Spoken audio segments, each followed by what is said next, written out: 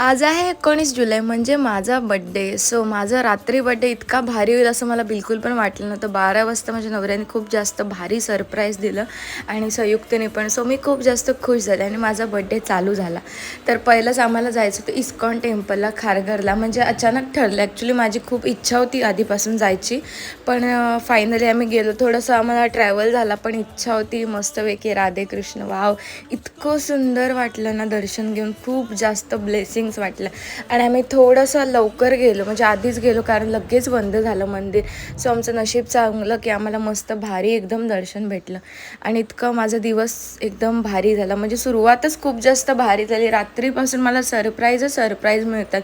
माझ्यासाठी हे खूप जास्त अनएक्सपेक्टेड होतं.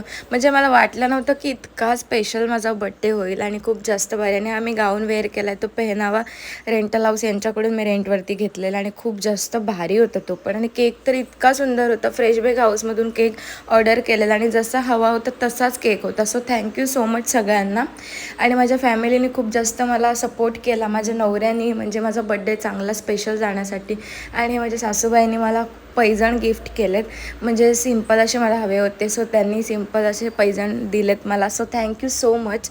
आणि नवऱ्याचं तर म्हणजे स्पेशल गिफ्टच होतं. मला इयरिंग्स गिफ्ट केलं गोल्डचं त्याने, म्हणजे मला रेग्युलर घालण्यासाठी. तर हे पण माझ्यासाठी खूप जास्त वेगळंच होतं काहीतरी. मला आनंदच काय करू समजत नव्हतं. असा होता माझा दिवस. उद्या भेट.